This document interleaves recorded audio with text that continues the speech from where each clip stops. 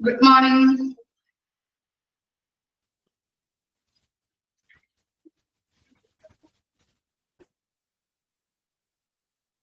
Good morning.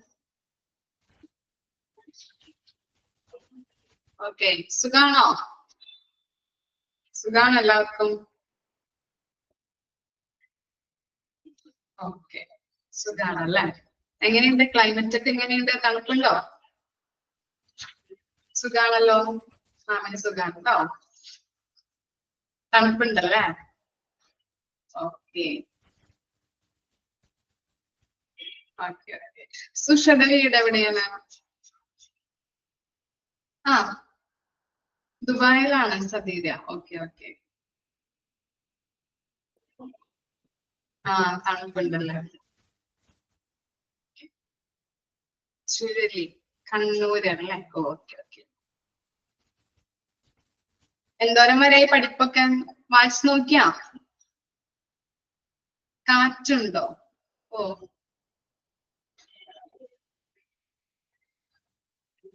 വായിച്ചു അല്ലെ? എന്താ ഡൗട്ട് വല്ലതും ഉണ്ടോ? ഇത്ര വരെ എടുത്തത് ക്ലിയർ ആണോ?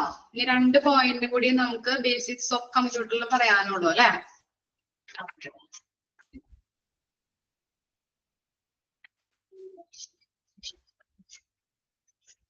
ഓക്കെ, സ്റ്റാർട്ട് ചെയ്യാം നമുക്ക്. 7th പോയിന്റ് നോക്കിയേ. 7th point. Insider threats.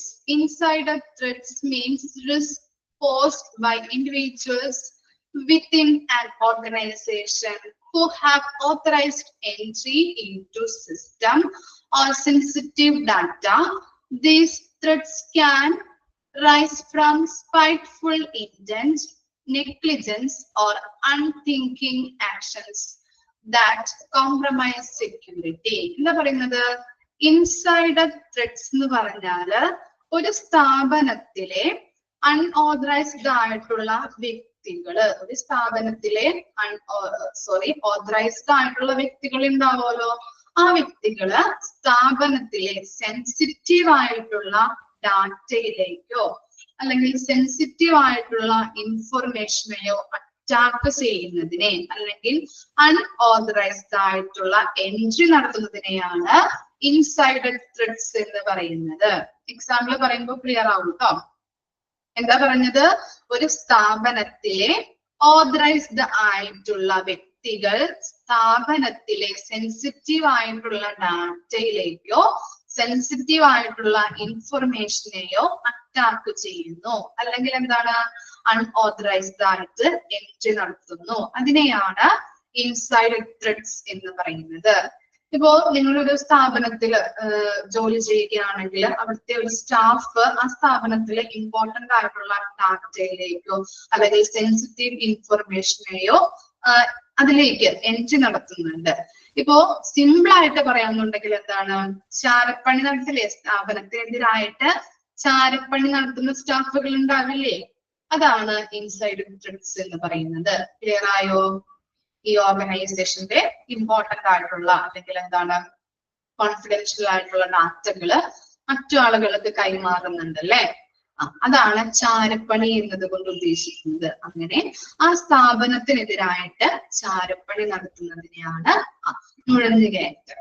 അപ്പൊ അങ്ങനെയുള്ള കാര്യങ്ങൾ ചെയ്യുന്നതിനെയാണ് ഇൻസൈഡർ ത്രെഡ്സ് എന്ന് പറയുന്നത്. ക്ലിയർ ആയോ? ഇനി ഇത് 3 തരത്തിലുണ്ട്. എന്തൊക്കെയാണ്? spiteful intent, negligence, unthinking actions. ഇനി എന്താണ് സ്പൈറ്റ്ഫുൾ ഇന്റന്റ് എന്ന് നോക്കിയേ. എന്താണ് നോക്കാം കേട്ടോ. സ്പൈറ്റ്ഫുൾ ഇന്റന്റ് എന്ന് പറഞ്ഞാല് മനഃപൂർവമായിട്ടുള്ള ഒരു ഉദ്ദേശം, അതാണ് സ്പൈറ്റ്ഫുൾ ഇന്റന്റ് എന്നത് കൊണ്ട് ഉദ്ദേശിക്കുന്നത്. മനഃപൂർവമായിട്ടുള്ള ഉദ്ദേശത്തോടു കൂടി ആ സ്ഥാപനത്തെ നശിപ്പിക്കണം എന്ന് വിചാരിച്ചുകൊണ്ട് ബോധപൂർവമായിട്ട് ഡാറ്റയിൽ എൻട്രി നടത്തുന്നു. അതിനെയാണ് സ്പൈറ്റ്ഫുൾ ഇന്റന്റ് എന്ന് പറയുന്നത്. ക്ലിയർ ആയോ?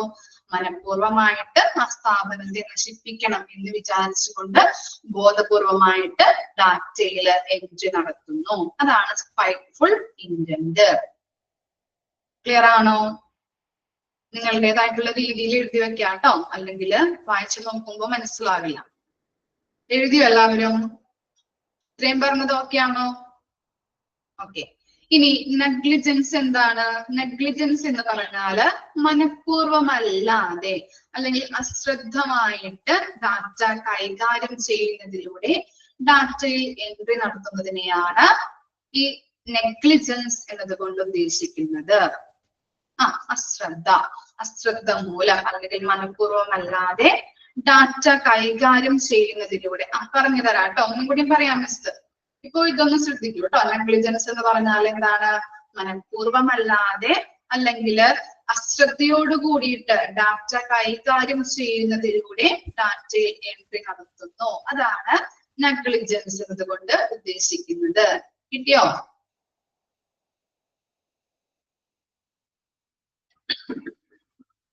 ഓക്കെ.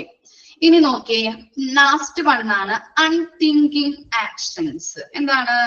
ചിന്തിക്കാതെയുള്ള പ്രവർത്തനം. അൺതിങ്കിങ് ആക്ഷൻസ് എന്ന് പറഞ്ഞാല് ചിന്തിക്കാതെയുള്ള പ്രവർത്തനങ്ങൾ അല്ലെ.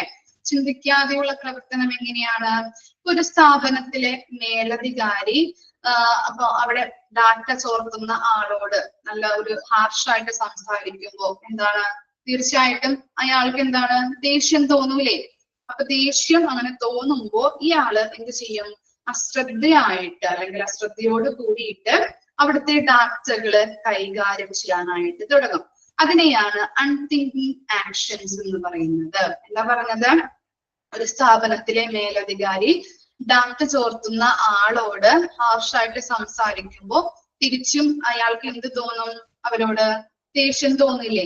ആ ദേഷ്യം തോന്നുമ്പോ എന്താണ്? അവിടുത്തെ ഡാറ്റകളില് അയാൾ എന്ത് ചെയ്യും? അശ്രദ്ധയായിട്ട് പെരുമാറുന്നതിലൂടെ അല്ലെങ്കിൽ കൈകാര്യം ചെയ്യുന്നതിലൂടെ ഡാറ്റയില് എന്താണ്? ഇങ്ങനെയുള്ള എൻട്രി വരുന്നത്. അപ്പോ അതിനെയാണ് നമ്മൾ അൺതിങ്കിങ് ആക്ഷൻസ് എന്നതുകൊണ്ട് ഉദ്ദേശിക്കുന്നത്. ക്ലിയർ ആയോ 3 കാര്യങ്ങളും?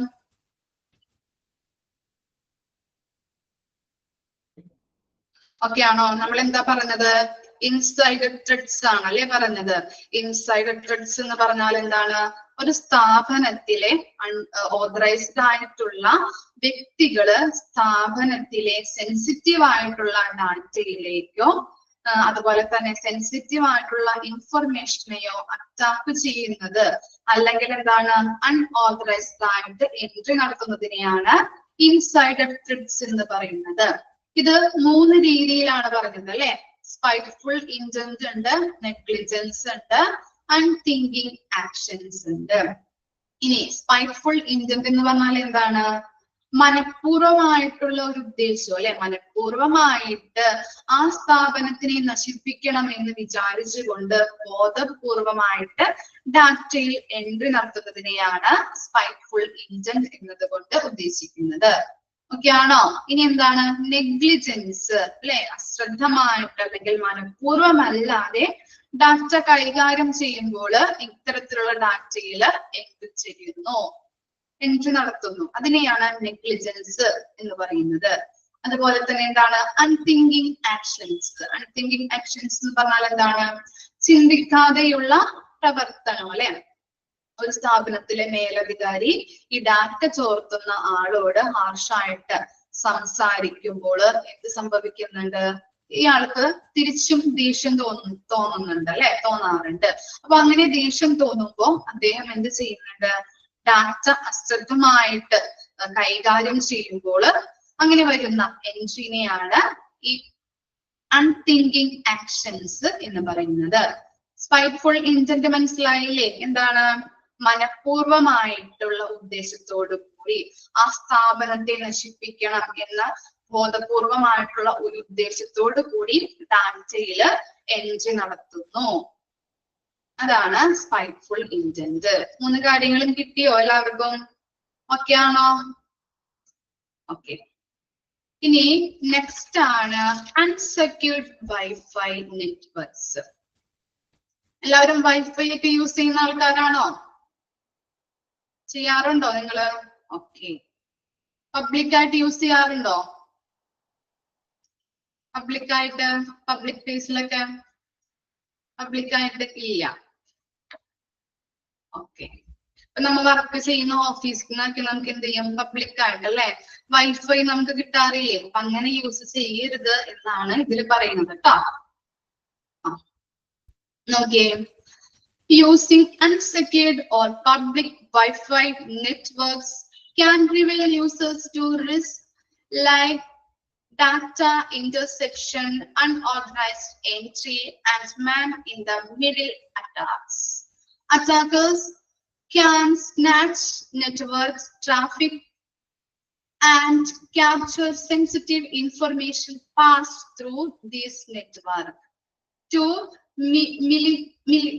mitigate online security threats, it is necessary to adopt security best practices like using strong and unique password, frequently updated software and applications, enabling two-factor authentications, being cautious of doubtful emails and links, and keeping awareness of current security threats, employing dependable security software, frequently backing up data, and keeping informed about the latest security practices can also help safeguard against online security threats. എന്താ പറയുന്നത്, ഈ unsecured wifi network എന്ന് പറഞ്ഞു കഴിഞ്ഞാല് നമ്മൾ public ആയിട്ട് wifi use ചെയ്യുമ്പോൾ നമ്മുടെ ഡാറ്റാസ്, ഇമ്പോർട്ടന്റ് ആയിട്ടുള്ള നമ്മുടെ ഡാറ്റാസ് ചോരാനായിട്ടുള്ള സാധ്യത കൂടുതലാണ് അല്ലെ. പബ്ലിക് ആയിട്ട് നമ്മള് വൈഫൈ യൂസ് ചെയ്യുമ്പോൾ നമ്മുടെ ഇമ്പോർട്ടന്റ് ആയിട്ടുള്ള ഡാറ്റാസ് ചോർത്താനായിട്ടുള്ള സാധ്യത കൂടുതലാണ്. അങ്ങനെ ഇത്തരത്തിലുള്ള കാര്യങ്ങൾ ഒഴിവാക്കാനായിട്ട്, നമ്മുടെ ഡാറ്റകളൊക്കെ ചോരാതിരിക്കാനായിട്ട് എന്തൊക്കെയാണ് നമ്മൾ ചെയ്യേണ്ടത്? എന്തൊക്കെയാണ്? സ്ട്രോങ് ആയിട്ടുള്ള പാസ്വേഡ് യൂസ് ചെയ്യുക അല്ലെ. സ്ട്രോങ് പാസ്വേഡ് യൂസ് ചെയ്യണം. അതുപോലെ തന്നെ ഫ്രീക്വന്റ്ലി ആയിട്ട് ഇടയ്ക്കിടയ്ക്ക് അപ്ഡേറ്റ് ചെയ്യണം. എന്തൊക്കെയാണ്? സോഫ്റ്റ്വെയർസ് ആയാലും അപ്ലിക്കേഷൻസ് ആയാലും നമ്മുടെ ഫോണിലുള്ള അപ്ലിക്കേഷൻസ് ഒക്കെ ആയാലും എന്താണ്, അത് ഇടയ്ക്കിടയ്ക്ക് ഇങ്ങനെ അപ്ഡേറ്റ് ചെയ്തുകൊണ്ടേയിരിക്കാം. പിന്നെന്താ പറയുന്നത്, തെറ്റായിട്ടുള്ള ലിങ്കിൽ കയറി ഓപ്പൺ ചെയ്യാതിരിക്കണം. ഓക്കെ, തെറ്റായിട്ടുള്ള ലിങ്കുകള് അതിനകത്ത് കയറിയിട്ട് നമ്മൾ ഓപ്പൺ ചെയ്യാതിരിക്കാം. അതുപോലെ തന്നെ ഈ സുരക്ഷാ ഭീഷണിയെ കുറിച്ച് കൃത്യമായിട്ടുള്ള അവയർനെസ് നമുക്ക് കിട്ടണം. ഓക്കെ, ഇങ്ങനെയുള്ള കാര്യങ്ങളൊക്കെ ശ്രദ്ധിക്കണം. ഇത്തരത്തില് നമ്മുടെ ഇൻഫർമേഷൻസ് ചോർത്താതിരിക്കാനായിട്ടുള്ള അവയർനെസ് അതുപോലെ തന്നെയുള്ള കാര്യങ്ങളാണ് നമ്മൾ ഇവിടെ പഠിച്ചത് അല്ലെ. എന്തൊക്കെയാണ് പഠിച്ചത്? അപ്പോ അൺസെക്യൂർഡ് വൈഫൈ നെറ്റ്വർക്ക് എന്ന് പറഞ്ഞിട്ടുണ്ടെങ്കിൽ എന്താണ്, നമ്മൾ പബ്ലിക് ആയിട്ട് വൈഫൈ യൂസ് ചെയ്യുമ്പോൾ നമ്മുടെ ഇമ്പോർട്ടന്റ് ആയിട്ടുള്ള ഡാറ്റാസ് ചോർത്താനായിട്ടുള്ള സാധ്യതയുണ്ട്. അതുകൊണ്ട് തന്നെ ഇത്തരത്തില് നമ്മുടെ ഡാറ്റാസ് ചോരാതിരിക്കാൻ വേണ്ടിയിട്ട് അല്ലെങ്കിൽ മറ്റുള്ളവരെ ചോർത്താതിരിക്കാൻ വേണ്ടിയിട്ട് എന്തൊക്കെ കാര്യങ്ങളാണ് നമ്മൾ ചെയ്യേണ്ടത്? സ്ട്രോങ് ആയിട്ടുള്ള പാസ്വേഡ് ഉപയോഗിക്കുക. അതുപോലെ തന്നെ ഇടയ്ക്കിടയ്ക്ക് നമ്മുടെ സോഫ്റ്റ്വെയറുകള് അതുപോലെ തന്നെ അപ്ലിക്കേഷൻസ് ഒക്കെ അപ്ഡേറ്റ് ചെയ്യാം. സ്ട്രോങ് പാസ്വേഡ് ഉപയോഗിക്കാം. ഇടയ്ക്കിടയ്ക്ക് എന്ത് ചെയ്യണം? നമ്മുടെ സോഫ്റ്റ്വെയർസ് അപ്ലിക്കേഷൻസ് ഒക്കെ അപ്ഡേറ്റ് ചെയ്യണം. അതുപോലെ തന്നെ തെറ്റായിട്ടുള്ള ലിങ്കുകളിൽ കയറിയിട്ട് നമ്മൾ ഓപ്പൺ ചെയ്യാതിരിക്കണം. പിന്നെന്താ പറയുന്നത്, ഇങ്ങനെയുള്ള സംബന്ധമായിട്ടുള്ള ഈ സുരക്ഷാ ഭീഷണിയെ കുറിച്ചുള്ള അവയർനെസ് നമുക്ക് ലഭിക്കണം അല്ലെ.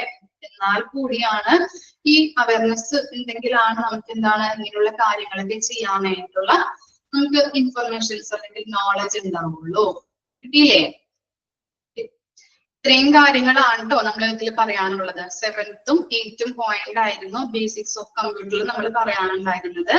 ഇതോടുകൂടി നമ്മുടെ ബേസിക്സ് ഓഫ് കമ്പ്യൂട്ടർ എന്തായി? കംപ്ലീറ്റ് ആയി. ഇനി നെക്സ്റ്റ് നമ്മൾ എടുക്കാൻ പോകുന്നത് monitoring and improving patient satisfaction. Okay, basics of കമ്പ്യൂട്ടറിൽ ഡൗട്ട് ഉണ്ടോ?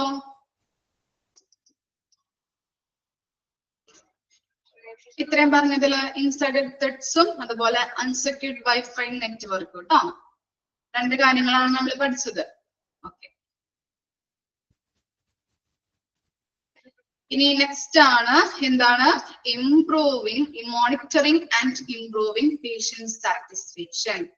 ചാപ്റ്റർ നമ്പർ 9 ആണ് മിസ്സിന്റെ കയ്യില്. നിങ്ങളുടെ ചാപ്റ്റർ നമ്പർ അറിയില്ല മിസ്സിന്. പേജ് നമ്പറും കൂടി ഒന്ന് പറഞ്ഞു കൊടുത്തേക്കും കേട്ടോ, ആർക്കെങ്കിലും അറിയാത്തവരുണ്ടെങ്കിൽ. ഈ ചാപ്റ്റർ നിങ്ങൾ വായിച്ച് തന്നെ പഠിക്കണം കേട്ടോ. ഞാൻ പറഞ്ഞിട്ടുണ്ട് 3rd ഉം 4th മൊഡ്യൂള് മിസ്സുമാര് പറഞ്ഞു തരും. എന്നിരുന്നാൽ കൂടി നിങ്ങൾ ഓരോ ലൈനും വായിച്ച് പഠിക്കണം. ഓക്കെ, നിങ്ങൾ വായിച്ച് പഠിക്കേണ്ട ചാപ്റ്റേഴ്സ് ആണ്. പാരാവാരം പോലെ ഇങ്ങനെ കൊടുത്തിരിക്കുന്നതാണ്. ഇത് നോക്കി, ഇൻട്രൊഡക്ഷൻ തന്നെ നമുക്ക് 1 പേജ് 1.5 പേജ് കൂടുതൽ പഠിക്കാനുണ്ട് നമുക്ക്. വായിക്കുമ്പോൾ നിങ്ങൾക്ക് ബോറടിക്കും. നിങ്ങൾ വായിച്ച് തന്നെ മനസ്സിലാക്കിയിരുന്ന് പഠിക്കാം. ഓക്കെ, സ്റ്റാർട്ട് ചെയ്യാം. എന്താണ് പേഷ്യന്റ് സാറ്റിസ്ഫാക്ഷൻ എന്ന് പറഞ്ഞാല്? എന്താണ് പേഷ്യന്റ് സാറ്റിസ്ഫാക്ഷൻ? പഠിച്ചിട്ടുണ്ടല്ലോ നമ്മള്, നിങ്ങൾക്ക് അറിയാൻ പറ്റും അല്ലെ? നമ്മളെല്ലാവരും ഹോസ്പിറ്റലിനെ കുറിച്ച് പഠിക്കുന്ന ആൾക്കാരാണ്. എന്താണ് പേഷ്യന്റിന്റെ സംതൃപ്തി അല്ലെ? എങ്ങനെയൊക്കെയാണ് അവർക്ക് സാറ്റിസ്ഫാക്ഷൻ ലഭിക്കുന്നത് ഹോസ്പിറ്റലിൽ നിന്ന്?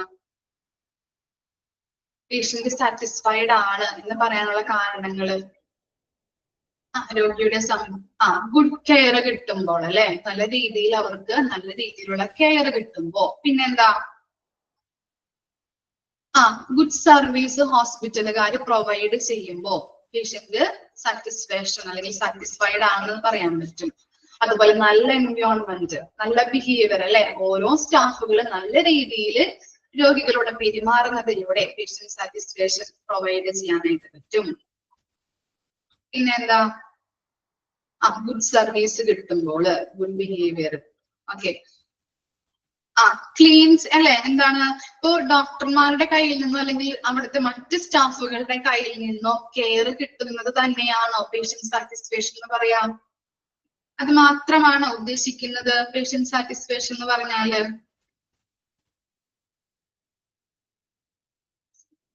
അല്ല. പിന്നെന്തൊക്കെയാണ്? പിന്നെന്തൊക്കെ പറയാൻ പറ്റും നമുക്ക്? ഓർത്ത് നോക്കിയേ, കിട്ടുമല്ലോ പോയിന്റ്സ്.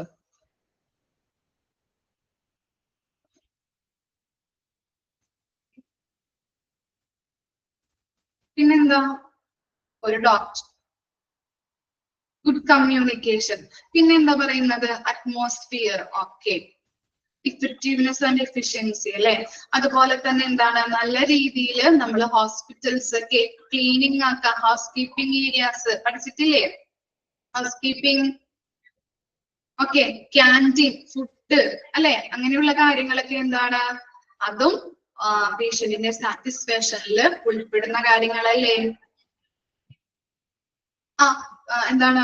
കുറെ സമയം എന്താണ് രോഗികളെ കാത്ത് നിർത്തിക്കരുത് അല്ലെ? ഇപ്പൊ കൺസൾട്ടേഷൻ ആയാലും അതുപോലെ തന്നെ ലോങ് സ്റ്റേ എന്താണ് പറയുന്നത്? ഇപ്പൊ മെഡിസിൻ വാങ്ങുന്ന ടൈമിലായാലും എന്താണ്? രോഗികളെ കുറെ സമയം നമ്മള് വെയിറ്റ് ചെയ്യിപ്പിക്കാതെ അവരെ പെട്ടെന്ന് തന്നെ എന്ത് ചെയ്യാ? ഡോക്ടറെ കാണാനായിട്ടുള്ള അനുമതി നൽകുക.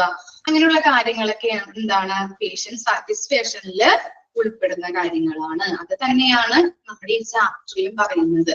ഒബ്ജക്റ്റീവ്സ് പഠിക്കാനുണ്ട്, ഇമ്പോർട്ടൻസ്, പേഷ്യന്റ് സാറ്റിസ്ഫാക്ഷൻ മെഷർ ചെയ്യുന്നതുമായിട്ടുള്ള കാര്യങ്ങള്, അങ്ങനെ കുറച്ച് കാര്യങ്ങളാണ് നമുക്ക് ഇതിൽ പഠിക്കാനുള്ളത് കേട്ടോ. അപ്പൊ ഓരോ വരിയിലും നിങ്ങൾക്ക് ചിലപ്പോ മിസ് വായിക്കുമ്പോ വെയിറ്റിംഗ് ടൈം കുറയ്ക്കാം. ഓക്കെ, എന്താണ്? മിസ് ഓരോ വരിയിലും മിസ് ഇങ്ങനെ വായിക്കുമ്പോൾ നിങ്ങൾക്ക് എന്താണ്? ചിലപ്പോൾ ബോറടിക്കും. ഓരോ വരിയിലും പറയുന്നത് പേഷ്യന്റ് സാറ്റിസ്ഫാക്ഷൻ തന്നെയാണ്. അപ്പോ നിങ്ങൾ വായിച്ച് തന്നെ പഠിക്കണം കേട്ടോ. ക്ലിയർ ആണോ? ചിലപ്പോ ബോറടിക്കും. ഇത്തിരി ഇതാണ് ഒരു നമുക്ക് എന്താണ് ദഹിക്കാത്ത പോലത്തെ ചാപ്റ്റർ ആണ് ഇത് കേട്ടോ. ആദ്യം മിസ് പറയണേന്ന്. നിങ്ങളുടെ അനുവാദത്തോടു കൂടി തുടങ്ങട്ടെ. സ്റ്റാർട്ട് ചെയ്യാം നമുക്ക്. Okay. Monitoring and improving patient satisfaction. Introduction നോക്കിയേ. Patient satisfaction is a comparative phenomenon which has been around since 1960s, but active research on the topic was started in late 1970s and early 1980s. എന്താ പറയുന്നത്? Patient satisfaction എന്ന് പറയുന്നത് ഒരു comparative phenomenon ആണ് അല്ലെ. എന്താണ്? താരതമ്യേനയുള്ള ഒരു പ്രതിഭാസമാണ്. ഇനി ഈ പേഷ്യന്റ് സാറ്റിസ്ഫാക്ഷൻ വന്നത് അല്ലെങ്കിൽ എന്താണ് നിലവിൽ വന്നത് ഏത് ഇയറിലാണ്? 1960s ഈ പേഷ്യന്റ് സാറ്റിസ്ഫാക്ഷൻ നിലവില് വന്നിരിക്കുന്നത് അല്ലെങ്കിൽ എന്താണ് നിലവിലുള്ളത്. ഓക്കെ, അപ്പോ 1960s അടിയിൽ ജസ്റ്റ് ഒന്ന് വരച്ചു വെച്ച് പേഷ്യന്റ് സാറ്റിസ്ഫാക്ഷൻ ഏത് ഇയറിലാണ് നിലവിൽ വന്നത്? 1960. ഇനി എന്താ പറഞ്ഞത്? But active research on topic was started in late 1970s and early 1980s. എന്താണ്? 1970കളുടെ അവസാനത്തിലും അതുപോലെ തന്നെ 1980s തുടക്കത്തിലും ഈ വിഷയത്തിൽ സജീവമായ ഗവേഷണം ആരംഭിച്ചു. അപ്പോ 1980s തുടക്കത്തിലും അതുപോലെ തന്നെ 1970s അവസാനത്തിലും ഈ പേഷ്യന്റ് സാറ്റിസ്ഫാക്ഷനെ കുറിച്ചിട്ട് പല റിസർച്ചുകളും ആരംഭിച്ചിട്ടുണ്ട്. 2 പോയിന്റ് കിട്ടിയില്ലേ? പിന്നെ എന്താണ്? This led to the substitution of idea of quantity of life by a more patient-centered concept of quality of life. അപ്പൊ എന്താണ്? ആദ്യം ഈ പേഷ്യന്റ് സാറ്റിസ്ഫാക്ഷൻ എന്ന ഐഡിയ വന്നപ്പോ എന്തായിരുന്നു പറഞ്ഞിരുന്നത്? ഐഡിയയെ കുറിച്ചിട്ട് ക്വാണ്ടിറ്റി ഓഫ് ലൈഫ് എന്നായിരുന്നു വന്നത് കേട്ടോ. ആ ഐഡിയ വന്നത് പേഷ്യന്റ് സാറ്റിസ്ഫാക്ഷനെ കുറിച്ച് ആദ്യം പറഞ്ഞിരുന്നത് എങ്ങനെയാണ്? ക്വാണ്ടിറ്റി ഓഫ് ലൈഫ് എന്ന്. ക്വാണ്ടിറ്റി ഓഫ് ലൈഫ് എന്ന് പറഞ്ഞാൽ എന്താണ്? ജീവിതത്തിന്റെ അളവ്. ഇനി പിന്നീട് എന്തായിട്ട് മാറി? പിന്നീട് കുറച്ചു കാലം കഴിഞ്ഞപ്പോ ഹോസ്പിറ്റലൊക്കെ എന്തായിട്ട് മാറി? പേഷ്യന്റ് സെന്റേർഡ് ആയിട്ട് മാറി അല്ലെ. രോഗി കേന്ദ്രീകൃതമായിട്ടുള്ള കൺസെപ്റ്റിലോട്ട് വന്നു. അപ്പോ ഈ പേഷ്യന്റ് സാറ്റിസ്ഫാക്ഷൻ എന്നത് എന്തായിട്ട് മാറി? Quality of life. എന്താണ്? ജീവിത നിലവാരം എന്ന കൺസെപ്റ്റിലോട്ട് വന്നു. ഓക്കെ ആണോ? ഇനി എന്താണ്? Patient satisfaction incorporates the patient's perceived requirements, his expectations from the health system and experience of health care. എന്താണ്? ഈ patient satisfaction incorporates. എന്താണ് incorporates എന്ന് പറഞ്ഞാല്? Incorporates എന്താ meaning?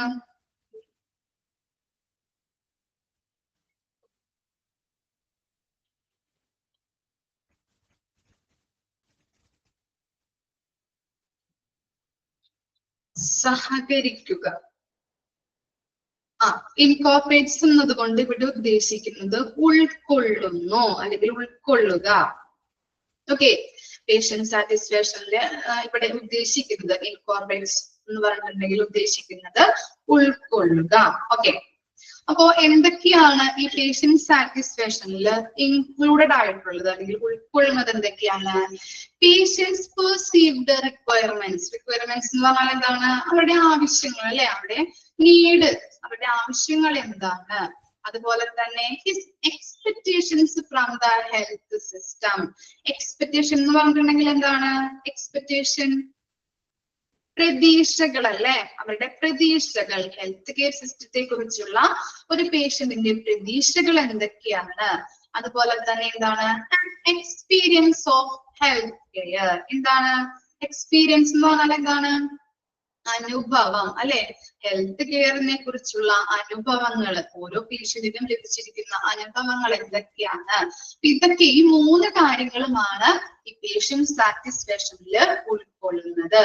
Patient perceived requirements, his expectations from the health system and experience of the health care. ആ 3 കാര്യങ്ങളും ഒന്ന് mark ചെയ്ത് വെച്ചേ. പേഷ്യന്റ് സാറ്റിസ്ഫാക്ഷനിൽ ഇൻകോർപ്പറേറ്റ്സ് ആയിട്ടുള്ള കാര്യങ്ങളാണ് അല്ലെങ്കിൽ ഉൾക്കൊള്ളുന്ന കാര്യങ്ങളാണ് കൊടുത്തിരിക്കുന്നത്. പേഷ്യന്റ് പെർസീവ്ഡ് റിക്വയർമെന്റ്സ്, അവരുടെ ആവശ്യങ്ങള്, അതുപോലെ അവരുടെ പ്രതീക്ഷകൾ അല്ലെ, ഹെൽത്ത് കെയർ സിസ്റ്റത്തെ കുറിച്ചുള്ള പ്രതീക്ഷകള്, അതുപോലെ ഹെൽത്ത് കെയർ സിസ്റ്റത്തിൽ നിന്ന് അവർക്ക് ലഭിച്ചിട്ടുള്ള എക്സ്പീരിയൻസ്, ഇവ അടങ്ങിയതാണ് ഒരു പേഷ്യന്റ് സാറ്റിസ്ഫാക്ഷൻ എന്ന് പറയുന്നത്. ഇനി എന്താണ്? This multi dimensional concept consist of both medical and non medical aspects of health care. എന്താണ് മൾട്ടി ഡയമെൻഷണൽ കൺസെപ്റ്റ് അല്ലെ? എന്താണ് മൾട്ടി ഡയമെൻഷണൽ കൺസെപ്റ്റ് എന്ന് പറഞ്ഞാല്? നമ്മൾ മുൻപ് പറഞ്ഞ 3 കാര്യങ്ങളും അല്ലെ? എന്താണ്? പേഷ്യന്റ് പെർസീവ്ഡ് റിക്വയർമെന്റ്സ് ഉണ്ട്, അതുപോലെ തന്നെ his expectations from the health system, അതുപോലെ എക്സ്പീരിയൻസ് ഓഫ് ഹെൽത്ത് കെയർ. അതാണ് 3 കൺസെപ്റ്റ് ആയിട്ട് പറയുന്നത്. 3 ഡയമെൻഷണൽ കൺസെപ്റ്റ്. ക്ലിയർ ആയില്ലേ?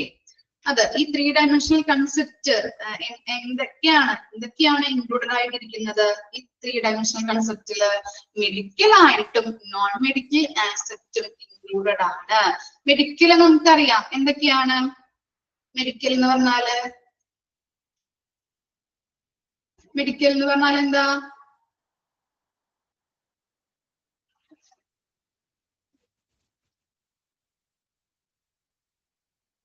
എന്തായിരിക്കും medical and non medical aspect? എന്താണ്? രോഗി പരിചരണവുമായിട്ട് ബന്ധപ്പെട്ടതല്ലേ? മെഡിക്കൽ ആയിട്ടുള്ളത് റിക്വയർമെന്റ്സ്, എക്സ്പീരിയൻസ്. അതുപോലെ തന്നെ എന്താണ്? ചികിത്സാപരമായിട്ടുള്ളത് അല്ലെ? രോഗി പരിചരണവുമായിട്ട് ബന്ധപ്പെട്ടത്. അതുപോലെ തന്നെ നോൺ മെഡിക്കൽ ആസ്പെക്ട് ഏതൊക്കെയായിരിക്കാം? മെഡിക്കൽ ആയിട്ട് ഇല്ലാത്തത് ഏതൊക്കെയായിരിക്കാം?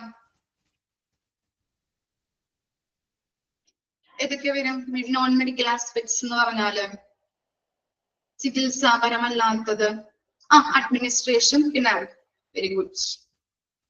പിന്നെ എന്തൊക്കെയാണ്? ഒന്ന് ഓർത്ത് നോക്കി. സെക്യൂരിറ്റി, പിന്നെ അഡ്മിനിസ്ട്രേഷൻ, ഓക്കെ. പിന്നെ ഏതാ? Very good. ക്ലീനിങ് അല്ലെ? House keeping. പിന്നെന്താ? ക്യാൻറ്റീൻ അല്ലെ? ഇതൊക്കെ എന്താണ്? നോൺ മെഡിക്കൽ ആസ്പെക്ട്സ് ആണ്. അപ്പോ മെഡിക്കൽ ആയിട്ടുള്ളതും നോൺ മെഡിക്കൽ ആയിട്ടുള്ള ആസ്പെക്റ്റുകളും ഏതിൽ ഇൻക്ലൂഡഡ് ആണ്? പേഷ്യന്റ് സാറ്റിസ്ഫാക്ഷനിൽ ഇൻക്ലൂഡഡ് ആണ്. അപ്പോ നമ്മൾ പറഞ്ഞു അല്ലെ, രോഗിക്ക് എന്താണ്? മെഡിക്കൽ ആയിട്ടുള്ളത് മാത്രമല്ല, അല്ലെങ്കിൽ ചികിത്സാപരമായിട്ടുള്ള സാറ്റിസ്ഫാക്ഷൻ അല്ല ഈ പേഷ്യന്റ് സാറ്റിസ്ഫാക്ഷൻ എന്ന് നമ്മൾ പറയുന്നത് അല്ലെ? നോൺ മെഡിക്കൽ ആയിട്ടുള്ളത് നമ്മൾ നേരത്തെ പറഞ്ഞില്ലേ, എന്താണ്? ക്ലീനിങ്, അതുപോലെ തന്നെ എന്താണ്? ഫുഡുമായിട്ട് ബന്ധപ്പെട്ട കാര്യങ്ങള്, ക്യാൻറ്റീന്, അങ്ങനെയുള്ള എല്ലാ ആസ്പെക്റ്റുകളും അടങ്ങിയതാണ് ഒരു രോഗിയുടെ സാറ്റിസ്ഫാക്ഷൻ എന്ന് പറയുന്നത്. ക്ലിയർ ആയോ? ഫസ്റ്റ് പോയിന്റ് മനസ്സിലായോ? ഫസ്റ്റ് പാരഗ്രാഫ് എന്താ പറഞ്ഞത്? ഫസ്റ്റ് പാരഗ്രാഫിൽ നമ്മള് പേഷ്യന്റ് സാറ്റിസ്ഫാക്ഷൻ എന്ന് പറയുന്നത് ഒരു താരതമ്യേനയുള്ള ഒരു പ്രതിഭാസമാണ്. അതുപോലെ ആ പേഷ്യന്റ് സാറ്റിസ്ഫാക്ഷൻ നിലവിൽ വന്നത് 1960-ലാണ്. അതുപോലെ തന്നെ എന്താണ്? 1970-ന്റെ അവസാനത്തിലും അതുപോലെ തന്നെ 1980-ന്റെ ആരംഭത്തിലുമാണ് ഇതിനെ കുറിച്ചുള്ള റിസർച്ചുകള് ആരംഭിച്ചത്. പിന്നെന്താ പറഞ്ഞത്? ഇനി തുടക്കത്തില് പേഷ്യന്റ് സാറ്റിസ്ഫാക്ഷൻ ഐഡിയ വന്ന സമയത്ത് എന്തായിരുന്നു പറഞ്ഞിരുന്നത്? ക്വാണ്ടിറ്റി ഓഫ് ലൈഫ് എന്നായിരുന്നു. അതിനുശേഷം ഹോസ്പിറ്റലുകള് കുറച്ചുകൂടി മാറി എന്തായിട്ട് വന്നു? പേഷ്യന്റ് സെന്റേർഡ് ആയിട്ട് വന്നു അല്ലെ? കൺസെപ്റ്റിലോട്ട് വന്നു. അപ്പോ ഈ പേഷ്യന്റ് സാറ്റിസ്ഫാക്ഷനെ എന്തായിരുന്നു പറഞ്ഞിരുന്നത്? ക്വാളിറ്റി ഓഫ് ലൈഫ് എന്നായിരുന്നു. ഇനി പേഷ്യന്റ് സാറ്റിസ്ഫാക്ഷനിൽ ഉൾക്കൊള്ളുന്ന 3 കാര്യങ്ങളാണ് പഠിച്ചത്. ഏതൊക്കെയാണ്? പേഷ്യന്റ് റിസർവ് റിക്വയർമെന്റ്സ്, അവരുടെ ആവശ്യങ്ങള്, നീഡ്സ് എന്താണ്, അതുപോലെ തന്നെ അവരുടെ എക്സ്പെക്ടേഷൻസ് അല്ലെ? പ്രതീക്ഷകൾ എങ്ങനെയാണ്? ഹെൽത്ത് കെയർ സിസ്റ്റത്തെ കുറിച്ചുള്ള പ്രതീക്ഷകള്, അതുപോലെ തന്നെ ഹെൽത്ത് കെയർ സിസ്റ്റത്തിൽ നിന്ന് ലഭിച്ച എക്സ്പീരിയൻസ്, അവരുടെ അനുഭവം എങ്ങനെയാണ് എന്നതൊക്കെ ഉൾക്കൊള്ളുന്നതാണ് എന്ത്? ഒരു രോഗിയുടെ പേഷ്യന്റ് സാറ്റിസ്ഫാക്ഷൻ എന്ന് പറയുന്നത്. ഓക്കെ, ഇനി എന്താണ് മൾട്ടി ഡയമെൻഷണൽ കൺസെപ്റ്റ്? നമ്മൾ പറഞ്ഞ 3 കാര്യങ്ങൾ പറഞ്ഞു. ഇനി ഇതിൽ ഉൾക്കൊള്ളുന്ന 2 ആസ്പെക്റ്റുകൾ ഉണ്ട് അല്ലെ? ഏതൊക്കെയാണ്? മെഡിക്കൽ ഉണ്ട്, നോൺ മെഡിക്കൽ ആസ്പെക്റ്റ് ഉണ്ട്. മെഡിക്കൽ എന്ന് പറഞ്ഞത് എന്താണ്? ചികിത്സാപരമായിട്ടുള്ളത്. നോൺ മെഡിക്കൽ ആസ്പെക്റ്റിന് എക്സാമ്പിൾ ഏതൊക്കെയാണ്? പറഞ്ഞ നമ്മള്? അഡ്മിനിസ്ട്രേഷൻ, ക്യാൻറ്റീൻ അല്ലെ? House keeping, okay. അങ്ങനെയുള്ള കാര്യങ്ങളാണ് നോൺ മെഡിക്കൽ ആസ്പെക്റ്റിൽ വരുന്നത്. ക്ലിയർ ആണോ? ജസ്റ്റ് ഒന്ന് വായിച്ചു നോക്കിയാൽ പാരഗ്രാഫ് ഒന്ന് വായിച്ചു നോക്കിയേ. ഡൗട്ട് ഉണ്ടെങ്കിൽ ചോദിച്ചോളൂ കേട്ടോ. ഒന്ന് വായിക്കാട്ടോ, ഒന്ന് വായിച്ചു നോക്കാം, മനസ്സിരുത്തി വായിക്കാം. എല്ലാ പാരഗ്രാഫിലും ഈ സാറ്റിസ്ഫാക്ഷനെ കുറിച്ചാണ് പറയുന്നത്. അതാണ് മിസ് പറഞ്ഞത്. ഓരോ പാരഗ്രാഫും വായിച്ച് മനസ്സിലാക്കി നോക്കാട്ടോ, വായിച്ച് പഠിക്കാം.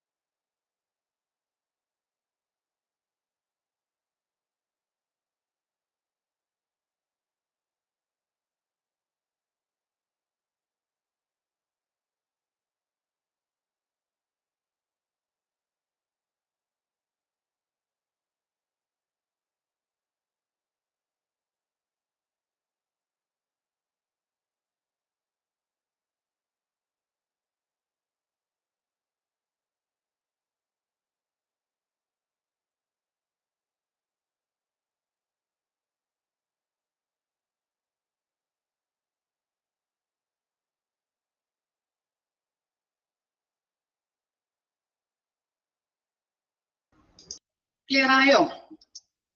ഡൗട്ട് ഉണ്ടോ? ഓക്കെ, ഇനി നെക്സ്റ്റ് പാരഗ്രാഫ് നോക്കിയേ.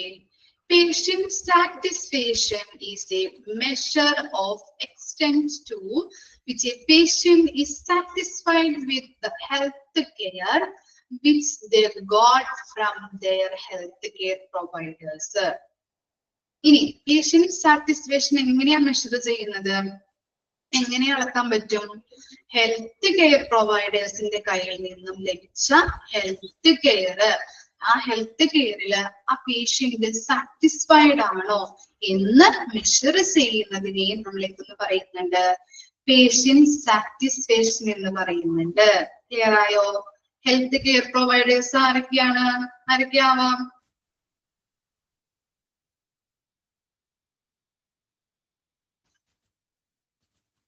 ആരൊക്കെയായിരിക്കാം ഹെൽത്ത് കെയർ പ്രൊവൈഡേഴ്സ്?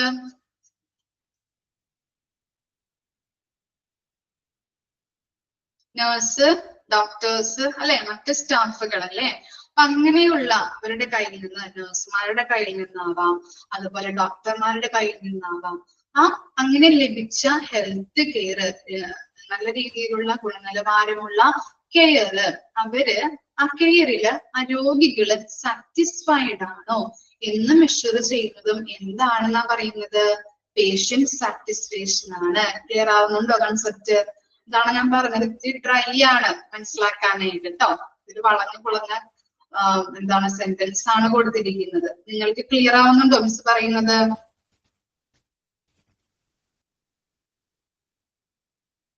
ഓക്കെ ആണോ ഫസ്റ്റ് സെന്റൻസ്? എന്താണ് പറയുന്നത്? പേഷ്യന്റ് സാറ്റിസ്ഫാക്ഷൻ എങ്ങനെയാ മെഷർ ചെയ്യുന്നത്? അല്ലെങ്കിൽ പേഷ്യന്റ് സാറ്റിസ്ഫാക്ഷൻ എന്ന് പറഞ്ഞാൽ എന്താണ്? ഹെൽത്ത് കെയർ പ്രൊവൈഡേഴ്സിന്റെ കയ്യിൽ നിന്നും ലഭിച്ച ഹെൽത്ത് കെയർ, ആ ഹെൽത്ത് കെയറില് അവര് ആ പേഷ്യൻസ് സാറ്റിസ്ഫൈഡ് ആണോ എന്ന് മെഷർ ചെയ്യുന്നതും പേഷ്യന്റ് സാറ്റിസ്ഫാക്ഷൻ ആണെന്ന് പറയുന്നത്. പിന്നെന്താണ്? Patient satisfaction is concern with how patient assess the quality of their health care experience. ഇനി എന്താണ്? പേഷ്യൻസിന് ലഭിച്ച ഹെൽത്ത് കെയർ ക്വാളിറ്റി, നല്ല ഗുണനിലവാരത്തോട് കൂടിയ ഹെൽത്ത് കെയർ, അവരുടെ അനുഭവങ്ങൾ ഉണ്ടാവുമല്ലോ, ആ അനുഭവത്തില് അവര് എങ്ങനെ അനുഭവങ്ങൾ വെച്ചിട്ട് അവര് വിലയിരുത്തുന്നുണ്ട്. പേഷ്യൻസ് തന്നെ നല്ല രീതിയിലാണോ ഹോസ്പിറ്റലിൽ നിന്ന് ലഭിച്ച കെയർ എന്നുള്ളത് അവരുടെ എക്സ്പീരിയൻസിൽ വെച്ചിട്ട് അവര് വിലയിരുത്തുന്നു, അവര് തന്നെ വിലയിരുത്തുന്നു. അതും എന്താണെന്നാ പറയുന്നത്? പേഷ്യന്റ് സാറ്റിസ്ഫാക്ഷൻ ആണ്. ഓക്കെ, പിന്നെന്താണ്? It increasingly being evaluated in service of healthcare settings as a maker of quality of care together with other dimensions of quality like access, relevance to requirements, effectiveness and efficiency. എന്താണ് നമ്മള് patient satisfaction വിലയിരുത്താൻ വേണ്ടിയിട്ട് അല്ലെങ്കിൽ identify ചെയ്യാൻ വേണ്ടിയിട്ട് ഹോസ്പിറ്റൽസിൽ എന്ത് നടത്തും? Survey conduct ചെയ്യും.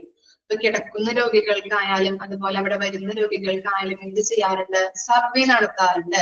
ചില ക്വസ്റ്റ്യൻസ് ഒക്കെ എഴുതി തയ്യാറാക്കി അവരുടെ രോഗികൾക്ക് കൊടുത്ത് അവരിൽ നിന്ന് കിട്ടുന്ന ഫീഡ്ബാക്ക് അനുസരിച്ചിട്ട് നമ്മളെ കെയർ ഇംപ്രൂവ് ചെയ്യേണ്ടതായിട്ടുണ്ടോ, അല്ലെങ്കിൽ നല്ല ഗുണനിലവാരത്തോട് കൂടിയിട്ടാണ് രോഗികൾക്ക് കൊടുക്കുന്നത് എന്ന് ഐഡന്റിഫൈ ചെയ്യാൻ വേണ്ടിയിട്ട് സർവേ കണ്ടക്ട് ചെയ്യും. ആ സർവേയിലൂടെയും എന്താണ് മെഷർ ചെയ്യുന്നത് അല്ലെങ്കിൽ വിലയിരുത്തുന്നത്? പേഷ്യന്റ് സാറ്റിസ്ഫാക്ഷൻ ആണ് വിലയിരുത്തുന്നത്. സർവേയില് കുറച്ച് ക്വസ്റ്റ്യൻസ് ആയിരിക്കും ഉണ്ടായിരിക്കുന്നത് അല്ലെ? കണ്ടിട്ടില്ലേ സർവേ? സർവേ മനസ്സിലായോ? നമ്മൾ മാർക്കറ്റിംഗിലൊക്കെ പഠിച്ചിട്ടില്ലേ? സർവേ. സർവേയില് കുറച്ച് ക്വസ്റ്റ്യൻസ് ഉണ്ടാവും. എന്താണ്? ഇപ്പോ ഒരു ഡോക്ടറെ കാണുന്നതില് നിങ്ങൾ സംതൃപ്തരാണോ, അല്ലെങ്കിൽ കുറെ നേരം നിങ്ങൾ വെയിറ്റ് ചെയ്യിപ്പിച്ചോ, ബില്ലിംഗ് സെക്ഷനിൽ എങ്ങനെയായിരുന്നു, അതുപോലെ മെഡിസിൻ വാങ്ങിക്കാൻ പോകുമ്പോ അവിടെ എന്താണ് കുറെ ടൈം നിങ്ങൾ സ്പെൻഡ് ചെയ്തോ, അങ്ങനെയുള്ള കുറച്ച് ക്വസ്റ്റ്യൻസ് ഇൻക്ലൂഡ് ചെയ്തിട്ട് എന്ത് ചെയ്യും? പേഷ്യൻസിന് സർവേ കണ്ടക്ട് ചെയ്യുന്നുണ്ട്. അതിലൂടെയും അവരുടെ ഫീഡ്ബാക്ക് അറിയുന്നതിലൂടെയും പേഷ്യന്റ് സാറ്റിസ്ഫാക്ഷൻ അളക്കാനായിട്ട് ഹെൽപ്പ് ചെയ്യുന്നുണ്ട്. ക്ലിയർ ആയോ? 3 കാര്യങ്ങളാണ് കേട്ടോ പറഞ്ഞത്. അപ്പൊ എന്താണ് ലാസ്റ്റ് പോയിന്റ് എന്താ പറഞ്ഞത്? ആരോഗ്യ സംരക്ഷണ ക്രമീകരണങ്ങളിലെ സർവേ കൂടുതലായിട്ട് ഈ പ്രവർത്തനങ്ങൾ, ആരോഗ്യ സംരക്ഷണ ക്രമീകരണങ്ങളിലെ ഈ പ്രവർത്തനങ്ങള് സർവേ കൂടുതലായിട്ട് വിലയിരുത്തുന്നുണ്ട്. അവരുടെ ക്വാളിറ്റി, ഹോസ്പിറ്റൽസിന് അവർക്ക് പേഷ്യൻസിന് നൽകുന്ന ക്വാളിറ്റി എങ്ങനെയാണ് എന്നും ഈ സർവേയിലൂടെ വിലയിരുത്താനായിട്ട് സാധിക്കുന്നുണ്ട്. 3 കാര്യങ്ങളാണ് കേട്ടോ ഈ പാരഗ്രാഫിൽ പറഞ്ഞത്. എന്താണ്? പേഷ്യന്റ് സാറ്റിസ്ഫാക്ഷനെ കുറിച്ചാണല്ലോ നമ്മൾ പഠിക്കുന്നത്. ഫസ്റ്റ് പോയിന്റ് എന്തായിരുന്നു? ഫസ്റ്റ് സെന്റൻസ് രോഗികൾക്ക് എങ്ങനെയാണ് ഹെൽത്ത് കെയർ പ്രൊവൈഡേഴ്സിൽ നിന്ന് ലഭിക്കുന്ന ഹെൽത്ത് കെയറിൽ അവര് സാറ്റിസ്ഫൈഡ് ആണോ എന്നുള്ളത് മെഷർ ചെയ്യുന്നതാണ് പേഷ്യന്റ് സാറ്റിസ്ഫാക്ഷൻ എന്ന് പറയുന്നത്. അതുപോലെ തന്നെ ഹോസ്പിറ്റലിൽ നിന്ന് അവർക്ക് ലഭിച്ച എക്സ്പീരിയൻസിലൂടെ അവര് വിലയിരുത്തുന്നു തങ്ങൾക്ക് ലഭിച്ച കെയർ നല്ല ക്വാളിറ്റി ഉള്ള കെയർ ആണോ ലഭിച്ചത് എന്ന് അവര് തന്നെ അവരുടെ എക്സ്പീരിയൻസിലൂടെ വിലയിരുത്തുന്നതാണ്. അതും എന്താണ്? പേഷ്യന്റ് സാറ്റിസ്ഫാക്ഷൻ എന്നാണ് പറയുന്നത്. അതുപോലെ തന്നെ ഹോസ്പിറ്റലുകാര് എന്ത് ചെയ്യുന്നുണ്ട്? സർവീസ് രോഗികൾക്ക് കണ്ടക്ട് ചെയ്യുന്നുണ്ട്. ചില ക്വസ്റ്റ്യൻസ് തയ്യാറാക്കിയിട്ട് അവർക്ക് എന്താണ് ക്വസ്റ്റ്യനെയർ കൊടുത്ത് അവരിൽ നിന്ന് കിട്ടുന്ന ഫീഡ്ബാക്ക് വഴി പേഷ്യന്റ് സാറ്റിസ്ഫാക്ഷൻ അളക്കാനായിട്ട് സഹായിക്കുന്നുണ്ട്. ക്ലിയർ ആണോ 3 കാര്യങ്ങളും? ഇത് തന്നെയാണ് അടുത്ത പാരഗ്രാഫിലും പറയുന്നത് കേട്ടോ. ബോറടിക്കുന്നുണ്ടോ നിങ്ങൾക്ക്? ഓക്കെയാണ്. ജസ്റ്റ് ഒന്ന് വായിച്ചു നോക്കി. 3 കാര്യങ്ങൾ ജസ്റ്റ് ഒന്ന് വായിച്ചേ.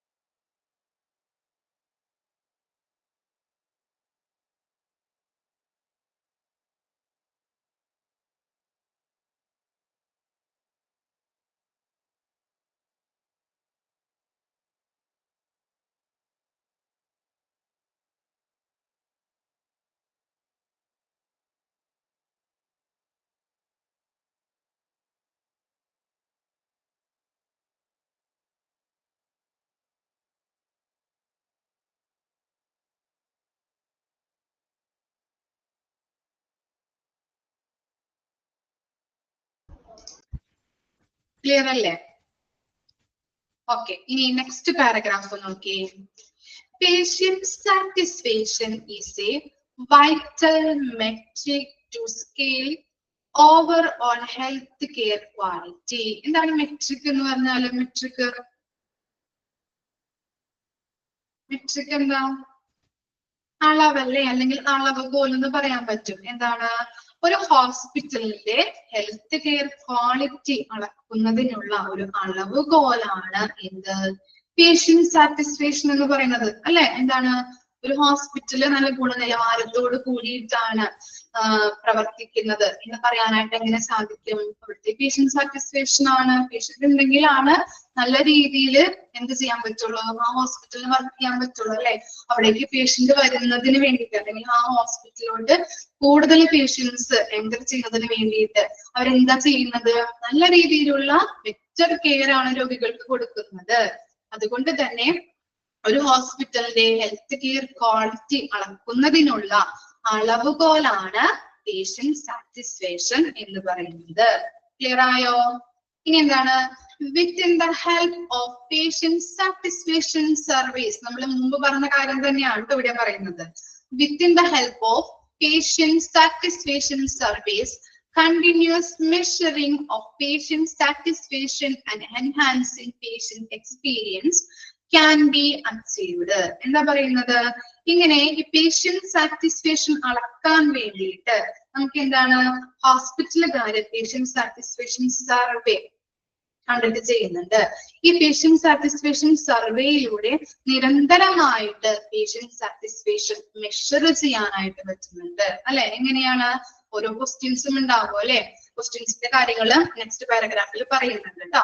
അപ്പൊ ക്വസ്റ്റ്യൻസ് കൊടുത്ത് അവരിൽ നിന്ന് കിട്ടുന്ന ഫീഡ്ബാക്ക് എടുത്തിട്ട് നമുക്ക് മെഷർ ചെയ്യാൻ പറ്റും. എന്തെങ്കിലും ഇംപ്രൂവ്മെന്റ്സ് വേണോ, അല്ലെങ്കിൽ നമ്മൾ കൊടുക്കുന്ന ക്വാളിറ്റി കെയർ ആണോ കൊടുക്കുന്നത് എന്ന് മെഷർ ചെയ്യാനായിട്ട്, കണ്ടിന്യൂസ് ആയിട്ട് മെഷർ ചെയ്യാനായിട്ട് സാധിക്കുന്നുണ്ട്. എന്തിലൂടെയാണ്? പേഷ്യന്റ് സാറ്റിസ്ഫാക്ഷൻ സർവേയിലൂടെ. ജസ്റ്റ് ഒന്ന് അടയാളപ്പെടുത്തി വെച്ചത് പേഷ്യന്റ് സാറ്റിസ്ഫാക്ഷൻ സർവേ. ജസ്റ്റ് ഒന്ന് അടിയിൽ മാർക്ക് ചെയ്ത് വെക്കാം കേട്ടോ. Okay, it is a valuable tool അല്ലെ? എന്താണ്? It is a valuable tool to catch patient feedback without much effort അല്ലെ? ഈ പേഷ്യന്റ് സാറ്റിസ്ഫാക്ഷൻ സർവേ എന്നത് എന്താണെന്ന് പറയുന്നത്? വാല്യുബിൾ ടൂൾ ആണ്. വാല്യുബിൾ ആയിട്ടുള്ള ടൂൾ ആണ്. പേഷ്യന്റ് സാറ്റിസ്ഫാക്ഷൻ അളക്കാൻ വേണ്ടിയിട്ടുള്ളൊരു വാല്യുബിൾ ആയിട്ടുള്ള ടൂൾ ആണ് പേഷ്യന്റ് സാറ്റിസ്ഫാക്ഷൻ സർവേ എന്ന് പറയുന്നത്. ഇതിനെ നമ്മൾ എന്ത് ചെയ്യുന്നുണ്ട്? ആ സർവേ കണ്ടക്ട് ചെയ്യുമ്പോൾ പേഷ്യൻസിൽ നിന്ന് ഫീഡ്ബാക്ക് എടുക്കുകയാണല്ലേ ചെയ്യുന്നത്. അതിന് നമ്മൾ നല്ല രീതിയിൽ എഫേർട്ട് എടുക്കേണ്ടി വരുമോ? ഇല്ലല്ലേ? വിത്തൗട്ട് മച്ച് എഫേർട്ട്, നല്ല രീതിയിൽ എഫേർട്ട് ഒന്നും എടുക്കേണ്ടതായിട്ട് വേണ്ട. നമ്മള് ക്വസ്റ്റ്യൻ കൊടുക്കുന്നു, അവരത് ആൻസർ ചെയ്യുന്നു, അതിൽ നിന്ന് നമുക്ക് എന്താണ്? പേഷ്യന്റ് സാറ്റിസ്ഫാക്ഷൻ മെഷർ ചെയ്യാനായിട്ട് പറ്റുന്നുണ്ട്. ക്ലിയർ ആയോ? Patient satisfaction was evaluated by a questionnaire developed with patient with gathered information about the time spent at appointments, travel cost and perceptions of quality of services etc. ഇനി എങ്ങനെയെല്ലാമാണ് നമ്മൾ ക്വസ്റ്റ്യനെയർസിലൂടെ അല്ലെങ്കിൽ survey conduct ചെയ്യുമ്പോൾ ആ questionnaire ഏതൊക്കെ രീതിയിലാണ് നമ്മൾ തയ്യാറാക്കുന്നത്, ഏതൊക്കെ ഇൻഫർമേഷൻസ് നമ്മൾ അതിനകത്ത് ഇൻക്ലൂഡ് ചെയ്യേണ്ടതായിട്ടുണ്ട്, അല്ലെങ്കിൽ ഏതൊക്കെ ക്വസ്റ്റ്യൻസ് ആണ് ഇൻക്ലൂഡ് ചെയ്യേണ്ടതായിട്ട് വരുന്നത്? ടൈം സ്പെൻഡ് അറ്റ് അപ്പോയിന്റ്മെന്റ്സ് അല്ലെ? എന്താണ്? നമ്മൾ അപ്പോയിന്റ്മെന്റ് എടുക്കാനായിട്ട് എത്ര ടൈം സ്പെൻഡ് ചെയ്തിട്ട് നമ്മൾ പറഞ്ഞില്ലേ, ഡോക്ടറെ കാണാനായിട്ട് എത്ര ടൈമാണ് നമ്മൾ സ്പെൻഡ് ചെയ്തിരിക്കുന്നത്, മെഡിസിൻ വാങ്ങിക്കാനായിട്ട് നമ്മൾ എത്ര ടൈമാണ് സ്പെൻഡ് ചെയ്തിരിക്കുന്നത്, അങ്ങനെയുള്ള കുറച്ച് ക്വസ്റ്റ്യൻസ് ആണെന്ന് പറഞ്ഞില്ലേ? അത് തന്നെയാണ് ഇവിടെയും കൊടുത്തിരിക്കുന്നത്. അതുപോലെ തന്നെ ട്രാവൽ കോസ്റ്റ് കൊണ്ട് ഉദ്ദേശിക്കുന്നത് ചിലപ്പോ എന്താണ്? ഇപ്പോ യാത്രാ ചെലവ്, അതുകൊണ്ട് ഉദ്ദേശിക്കുന്നത് ചിലപ്പോൾ ഇവിടെ നല്ല രീതിയിലുള്ള ഫെസിലിറ്റി കാര്യങ്ങളൊന്നും ഇല്ലെങ്കിൽ മറ്റു ഹോസ്പിറ്റലിലോട്ട് നമ്മൾ റെഫർ ചെയ്ത് കൊടുക്കാറില്ലേ, അതാണ് ഒരു ട്രാവൽ കോസ്റ്റിൽ ഉൾപ്പെടുന്നത്. അതുപോലെ തന്നെ ഇപ്പോ ലാബ് ടെസ്റ്റുകളൊക്കെ ചെയ്യാനായിട്ട് പറയുമ്പോൾ നമ്മുടെ ഹോസ്പിറ്റൽ ചിലപ്പോൾ ചെറിയ ക്ലിനിക്സ് ഒക്കെ ആയിരിക്കാം അല്ലെ, ചെറിയ ഹോസ്പിറ്റലൊക്കെ ആയിരിക്കാം. അപ്പൊ ലാബുകൾ നല്ല രീതിയിലൊന്നും ഇല്ലെങ്കിൽ നമ്മൾ എന്താണ്? പുറത്ത് ലാബിൽ പോയിട്ട് നമ്മൾ നോക്കാറില്ലേ? അതും എന്താണ് ഒരു ട്രാവൽ കോസ്റ്റില് ഉൾപ്പെടുന്നുണ്ട്. ഓക്കെ ആണോ? പിന്നെന്താണ് perceptions of quality of services അല്ലെ. പെർസെപ്ഷൻസ് എന്ന് പറഞ്ഞാൽ എന്താണ്? ധാരണകൾ അല്ലെ. ഇപ്പോ ക്വാളിറ്റി സർവീസസിനെ കുറിച്ചുള്ള ധാരണകളും ഈ ക്വസ്റ്റ്യൻസില് അല്ലെങ്കിൽ ക്വസ്റ്റ്യനേഴ്സില് ഉൾപ്പെടുന്നുണ്ട്. ഓക്കെ, ഇത്തരത്തിലുള്ള ക്വസ്റ്റ്യൻ ആണ് ഈ സർവേയില് അവര് ഉൾപ്പെടുത്തുന്നത്. ഓക്കെ ആണോ? എന്തൊക്കെയാണ് നമ്മൾ പറഞ്ഞത് ഈ പാരഗ്രാഫിൽ പറഞ്ഞത്? പേഷ്യന്റ് സാറ്റിസ്ഫാക്ഷൻ എന്ന് പറയുന്നത് ഒരു ഹോസ്പിറ്റലിന്റെ ഹെൽത്ത് കെയർ ക്വാളിറ്റി അളക്കുന്നതിനുള്ള അളവുകോലാണ്. അതുപോലെ ഈ പേഷ്യന്റ് സാറ്റിസ്ഫാക്ഷൻ അളക്കുന്നതിന് വേണ്ടിയിട്ട് പേഷ്യന്റ് സാറ്റിസ്ഫാക്ഷൻ സർവേ നമ്മൾ ഹോസ്പിറ്റലുകാരെ കണ്ടക്ട് ചെയ്യാറുണ്ട്. അതിലൂടെ പേഷ്യൻസിന്റെ ഫീഡ്ബാക്ക് അറിയാനായിട്ടും അതുപോലെ തന്നെ നിരന്തരമായിട്ട് കണ്ടിന്യൂസ് ആയിട്ട് പേഷ്യന്റ് സാറ്റിസ്ഫാക്ഷൻ അളക്കാനായിട്ട് മെഷർ ചെയ്യാനായിട്ട് പറ്റുന്നുണ്ട്. അതുപോലെ തന്നെ എന്താണ് ഈ പേഷ്യന്റ് സാറ്റിസ്ഫാക്ഷൻ സർവേ എന്ന് പറയുന്നത് വാല്യബിൾ ടൂൾ ആണ്. അതും കൂടി ഒന്ന് ജസ്റ്റ് ഒന്ന് അടയാളപ്പെടുത്തി വെക്കിട്ടോ, കണക്ട് ചെയ്ത് പഠിക്കണം. വാല്യബിൾ ടൂൾ എന്താണെന്ന് ചോദിച്ചാൽ പേഷ്യന്റ് സാറ്റിസ്ഫാക്ഷൻ അളക്കുന്നതിന് വേണ്ടിയിട്ടുള്ള വാല്യബിൾ ടൂൾ എന്താണെന്ന് ചോദിച്ചാൽ എഴുതേണ്ടത് എന്താണ്? പേഷ്യന്റ് സാറ്റിസ്ഫാക്ഷൻ സർവേ ആണ്. ഇനി അതുപോലെ തന്നെ എന്താണ് ആ സർവേയിൽ ഉൾപ്പെടുത്തുന്ന ക്വസ്റ്റ്യൻസ് അല്ലെ, ക്വസ്റ്റ്യൻസുമായിട്ട് ബന്ധപ്പെട്ട കാര്യങ്ങൾ ഇവിടെ കൊടുത്തിട്ടുണ്ട്. എന്താണ് അപ്പോയിന്റ്മെന്റ് എടുക്കാനായിട്ട് അല്ലെങ്കിൽ അപ്പോയിന്റ്മെന്റിൽ നമ്മൾ അപ്പോയിന്റ്മെന്റ് എടുക്കാനായിട്ട് എത്ര ടൈം സ്പെൻഡ് ചെയ്യുന്നുണ്ട്. അതുപോലെ ട്രാവൽ കോസ്റ്റ് പറഞ്ഞില്ലേ, ലാബ് ടെസ്റ്റ് നടത്താനായിട്ട്. അതുപോലെ തന്നെ ഒരധികം ഫെസിലിറ്റീസ് കാര്യങ്ങളൊന്നും ഇല്ലാത്ത ഹോസ്പിറ്റലുകളാണെങ്കിൽ മറ്റ് നല്ല ഫെസിലിറ്റീസ് ഉള്ള ഹോസ്പിറ്റലുകളിലേക്ക് റെഫർ ചെയ്ത് കൊടുക്കാറുണ്ട്. അതും എന്താണ് ട്രാവൽ കോസ്റ്റിൽ ഉൾപ്പെടുന്നതാണ്. അതുപോലെ ക്വാളിറ്റി സർവീസസുമായിട്ട് ബന്ധപ്പെട്ട ധാരണകൾ, പേഷ്യന്റിന്റെ ധാരണകൾ, ഇതൊക്കെ എന്താണ് ക്വസ്റ്റ്യനേഴ്സിൽ ഉൾപ്പെടുന്ന ഘടകങ്ങളാണ്. കിട്ടിയില്ലേ? ഓക്കെ ആണോ? ഓക്കെ, അപ്പോ ഇത്രയും വരെയും നാളെ വരുമ്പോ ഒന്ന് വായിച്ചുകൊണ്ട് വരാട്ടോ. ഓക്കെ ആണോ? ബോറടിച്ചോ നിങ്ങൾക്ക്? ഇല്ല. ഓക്കെ, ഡൗട്ട് എന്തെങ്കിലും ഉണ്ടെങ്കിൽ ചോദിച്ചോളൂ കേട്ടോ. ഡൗട്ട് ഉണ്ടോ? Okay, thank you.